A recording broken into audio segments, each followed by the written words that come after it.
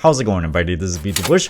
Healthcare costs has increased quite a bit, and personally, if you are self-employed, you have to pay it outright in full. And ever since I quit my engineering day job in 2017, it's been quite a while now, it's steadily increased every single year. And at my age, I'm 45 right now, it's been increasing about $50 per year. Right now it's around $500, and it's like the cheapest plan. It's the bronze plan. At the bronze level, even if you just see the doctor one time, it's around $70, $75 or so. And having that plan is not very good. It just kind of makes me feel like I don't really want to go in to even do a checkup because it's so expensive. If you are planning to retire, or if you're self-employed, you have to pay for the health insurance yourself in full out of your own pocket. And yes, you can deduct the entire amount from your Schedule C, but it's still very expensive. I just want to use this video to give you a ballpark on how much it actually costs. All these plans depends on your income level. If you earn really little, you're gonna get more subsidy pending legislation, of course. And also it depends on if you choose the bronze plan, the silver plan, or gold plan. Gold plans, of course, having the most coverage. It's a very premium plan so that if anything big happens, you don't have to pay that much co-insurance. When you're 20, if you are self-employed or retired early, I don't know, you're gonna pay about $375 per month. When you're in your 30s, starting at age 30, it's around $450 now in 2025. When you're age 40, it's around $550. Age 50, $1,000. Age 60, about $1,500. This is insane. Every single month, you just pay this in premiums. I remember talking to a retired engineer, and he was paying over $1,000. Maybe this was like 10 years ago. And I was just like, oh my gosh, that's so much money just coming out of pocket. If you're thinking of retiring early, well, this is how much you need just for the health insurance. However, if you qualify for ACA, it can reduce the cost of these premiums by quite a bit. Rough ballpark is if you earn less than $15,000 a year, it can reduce drastically, almost to nothing. And it starts phasing out if you earn anything more than that, and all the way to no discounts at all when you earn over $62,000 per year. So the way I think of this is maybe when you're retired, you're not really earning money, right? You can put your investments so that you don't have any interest coming in.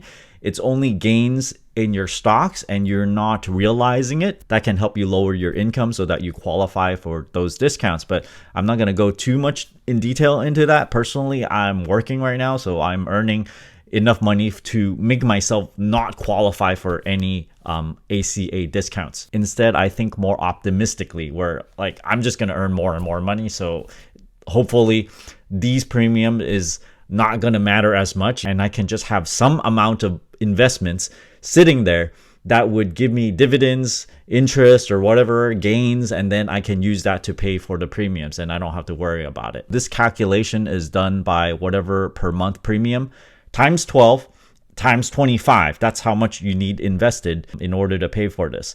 So when you're age 20, you do this calculation, you need about $112,000. Age 30, $135,000. Age 40, $165,000 just sitting there to, make gains and pay for these premiums. At age 50, you need $300,000 to pay for your healthcare. And at age 60, you need $450,000 to pay for your healthcare. In other words, $500,000. And for many people, this amount that I'm saying here is their entire life savings, their entire retirement account. So this blows everything out of the water, where early retirement is unreachable just because of this healthcare thing. I didn't realize how healthcare on its own is such a strong motivator to force you to keep on working.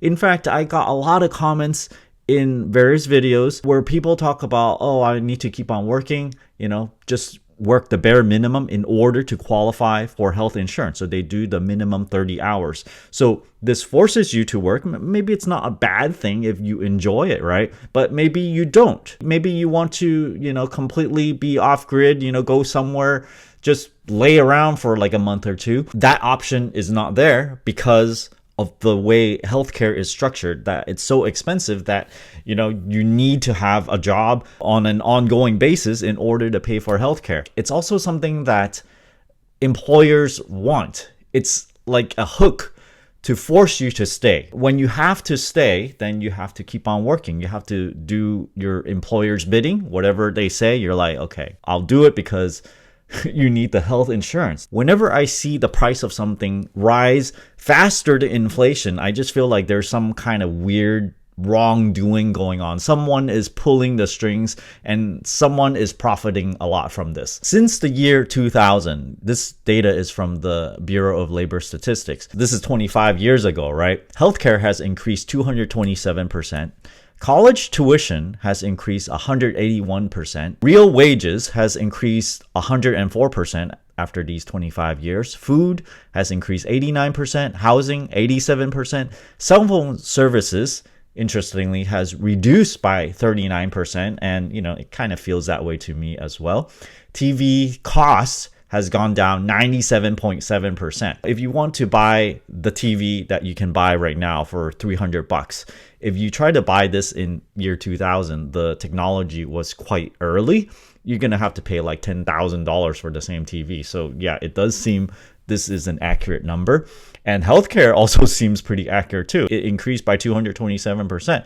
Although in the year 2000, I actually don't know how much my health insurance cost because I was not self-employed back then. When I was working, sometimes I go to one job, they say health insurance costs $105 per month. I'm like, all right, whatever they say, I have to sign on to it. It's really cheap already, and I get health insurance. It's like non-negotiable type of thing. And sometimes when you go to some really crappy startup and their health insurance is not as good, well, it increased a bit, never too crazy, maybe like $150, $200. Just based on the fact that it increased higher than inflation means there's something weird going on. Same thing with college tuition, 181% over inflation. This is just ridiculous. Do colleges actually cost more, or are they earning more? This video is more about being realistic of how much things are going to cost when you retire. You have to factor in the cost of healthcare, unless you have other plans where